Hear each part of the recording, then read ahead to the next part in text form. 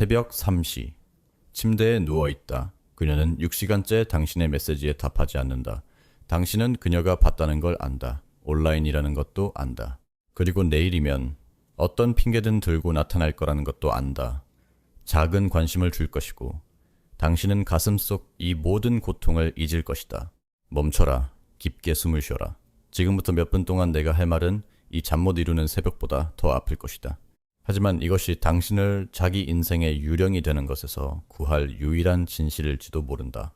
당신의 존재조차 거의 모르는 사람을 생각하느라 잠들 수 없다면 이 영상은 당신을 위한 것이다.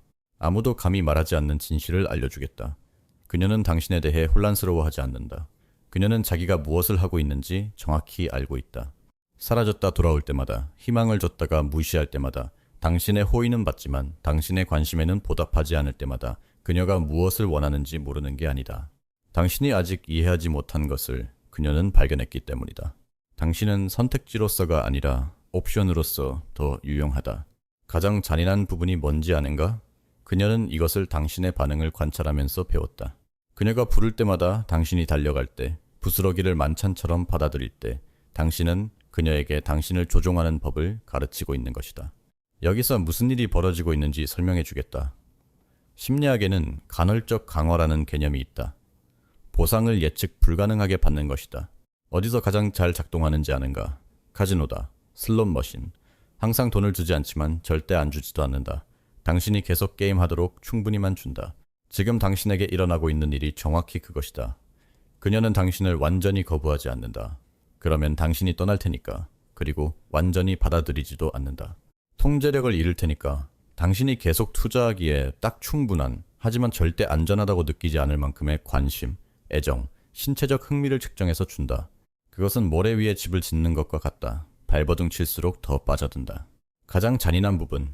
당신은 그 불확실성을 케미스트리로, 강렬함으로 해석한다. 불안을 열정과 혼동한다. 아프니까 진정한 사랑이라고 믿는가? 실제 사례를 보여주겠다. 민주는 8개월 전 직장에서 수진을 만났다. 그녀는 어떨 땐 다정하고 어떨 땐 차갑다. 월요일에는 하루 종일 다정한 메시지를 보낸다. 화요일에는 응 한마디만 답한다. 수요일에는 중요한 프로젝트에 도움을 청한다. 목요일에는 그의 앞에서 다른 남자와 시시덕거린다. 민주는 감정의 롤러코스터에 살고 있다. 매일 아침 오늘은 어떤 수진이 나타날지 궁금해하며 깬다. 이미 선물에 50만 원 이상을 썼다. 이사를 도왔고 새벽에 3번이나 그녀를 데리러 갔다. 그런데 키스조차 한 적이 없다. 하지만 민준이 포기할까 생각할 때마다 수지는 희망을 되살리는 무언가를 한다. 더 친밀한 대화, 칭찬, 다른 시선. 그러면 민주는 생각한다. 오늘이 모든 게 바뀌는 날이야. 결과 민주는 자신을 유용한 친구로만 보는 사람을 위해 8개월을 살았다. 그동안 수지는 다른 남자들과 데이트하고 자기 인생을 살면서 민준을 무료 감정 쓰레기통으로 사용한다. 이제 태연을 상상해보라. 태연은 지영을 만났다. 두 번째 데이트에서 그는 명확하게 말했다. 나는 너와 진지한 관계를 원해. 서로의 마음이 같지 않다면 괜찮아. 하지만 내 시간도 낭비하지 않으려면 알아야 해. 지영은 솔직했다. 지금은 진지한 관계를 위한 준비가 안 됐어. 태연은 답했다. 이해해. 솔직해져서 고마워. 그리고 그녀의 인생에서 물러났다. 3주 후 지영이 태현에게 메시지를 보냈다. 대화하고 만났고 지금은 2년째 함께 있다. 잔인한 차이 태연은 명확한 경계가 있었다. 부스러기를 받아들이지 않았다. 혼란을 관심으로 해석하지 않았다.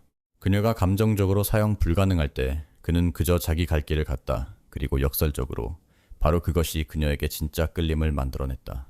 이제 당신이 조종당하고 있다는 8가지 신호를 주겠다. 주의하라. 3개 이상 인지하면 오늘 행동해야 한다. 첫 번째 신호. 그녀는 무언가가 필요할 때만 당신을 찾는다. 며칠, 때로는 몇 주씩 사라진다. 하지만 항상 무언가가 필요할 때 돌아온다. 일, 도움, 차편, 돈, 다른 남자들 때문에 울었게. 한 달 동안 연락이 없다가 갑자기 안녕, 잘 지내? 내일 새벽 6시에 공항으로 데리러 와줄 수 있어? 당신은 약속을 취소하고 간다. 가는 내내 그녀는 여행에서 만난 남자 이야기만 한다. 현실적 결과, 당신은 주문형 서비스가 됐다. 사람이 아니라 도구다. 두 번째 신호. 당신이 필요할 때 그녀는 절대 시간이 없다. 중요한 일에 초대하면 당신의 생일, 회사 파티, 가족 모임, 항상 핑계가 있다. 하지만 그녀의 계획에는 당신이 자유롭길 기대한다. 그녀의 인스타에서 그 약속, 이 집에서 드라마 보는 거였다는 걸 본다. 현실적 결과, 당신의 감정과 행사는 절대 우선순위가 아니다. 항상 뒷전이다. 세 번째 신호, 당신 앞에서 다른 남자들과 시시덕거린다. 당신이 좋아하는 걸 알면서도 함께 있을 때 다른 남자들과 공공연히 시시덕거린다. 이건 권력의 과시다. 내가 얼마나 많은 옵션을 가졌는지 봐. 파티에서 그녀는 어떤 남자와 20분 동안 그의 팔을 만지며 웃고 떠든다. 당신은 가구처럼 거기 서 있다. 현실적 결과, 무례를 받아들이도록 길들여지고 있다. 우선순위가 아닌 것을 정상으로 여기도록 조건화되고 있다. 네 번째 신호, 관계를 절대 정의하지 않는다. 몇 달이 지나도 항상 애매한 상태다. 우리 알아가는 중이야. 서두르고 싶지 않아. 어떻게 되는지 보자. 번역하면 당신을 냉동고에 보관하고 싶다는 뜻이다. 커플이 하는 모든 걸 다 했지만 인정만 하지 않는다. 누가 사귀냐고 물으면 그녀는 불편해한다. 아, 복잡해. 현실적 결과, 감정적 안정감이 없다. 자기 위치를 모르는 불안 속에 산다. 다섯 번째 신호, 친밀감에 부스러기만 준다. 키스 한 번, 잡은 손, 가끔의 더 깊은 대화, 당신을 묶어두기에 충분하지만 진짜 무언가를 쌓기에는 절대 일관되지 않다. 함께 멋진 밤을 보낸다. 마침내 일어난 것 같다. 다음날 그녀는 다시 친구처럼 대한다. 어젯밤에 대해 물으면 아, 우리 술 마셨잖아. 안 그래? 현실적 결과, 추억으로 산다. 거기 머무를 이유를 정당화하려고 좋은 순간들에 매달린다. 여섯 번째 신호, 친밀한 순간 후에 사라진다. 신체적이든 감정적이든 진짜 연결의 순간이 있을 때마다 그녀는 증발한다. 통제력을 재설정해야 하는 것처럼 깊은 대화를 나눈다. 그녀가 마음을 연다. 키스한다. 다음날 거의 답하지 않는다. 돌아왔을 땐 아무 일도 없었다는 듯 행동한다. 현실적 결과, 진짜 친밀감을 절대 쌓지 못한다. 항상 두 걸음 앞으로 세 걸음 뒤로다. 일곱 번째 신호, 당신의 감정을 무효화한다. 상황에 대해 이야기하려 하면 그녀는 축소시킨다. 과장하고 있어. 내 느낌일 뿐이야. 너무 예민해. 당신의 인식 자체를 의심하게 만드는 방법이다. 친구들 앞에서 나를 다르게 대하는 것 같아. 무슨 망상이야. 없는 걸 보고 있어. 현실적 결과, 자신의 직관을 믿지 않게 된다. 문제가 자신이라고 믿기 시작한다. 여덟 번째 신호, 관계에 진짜 아무것도 투자하지 않는다. 시간, 돈, 감정적 에너지, 취약성. 그녀는 절대 아무것도 걸지 않는다. 모든 투자는 당신의 것이다. 그녀는 혜택만 가져간다. 당신은 이미 선물, 데이트, 여행에 수십만 원을 썼다. 그녀는 초콜릿 하나 준 적도 없다. 당신은 마음을 열고 두려움과 불안을 말한다. 그녀는 절대 당신에게 취약함을 보이지 않는다. 현실적 결과, 일방적인 관계에 있다. 당신만 말하는 감정의 독백이다. 이 신호들을 무시하면 정확히 무슨 일이 일어날지 말해주겠다. 당신을 절대 우선순위로 보지 않을 사람에게 인생의 몇 년을 투자할 것이다. 부스러기의 에너지를 낭비하는 동안 진짜로 당신을 사랑할 수 있는 다른 여자들이 당신 곁을 스쳐 지나간다.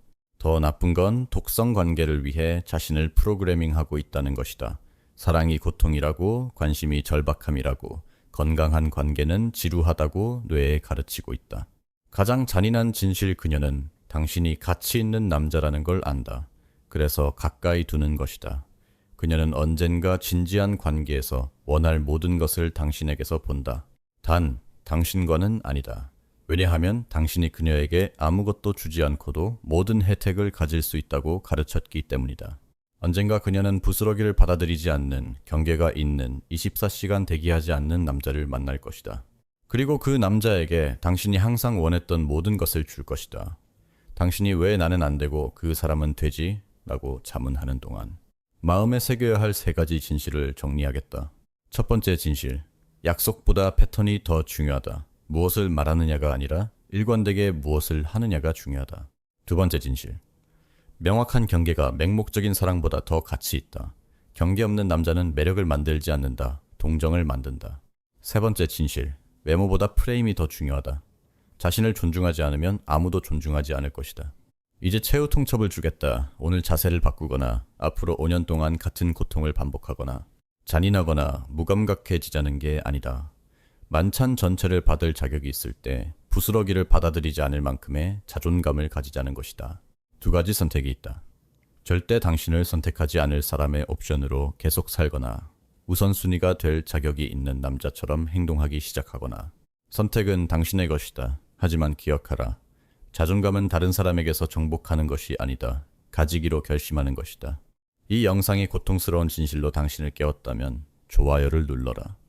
이걸 들어야 할 사람을 안다면 공유하라. 진짜 관계를 만드는 법에 대한 더 많은 콘텐츠를 원한다면 채널을 구독하라. 자신을 가치 있게 여기는 남자가 자신을 가치 있게 여기는 여자를 끌어당긴다. 그것이 진짜로 작동하는 유일한 공식이다.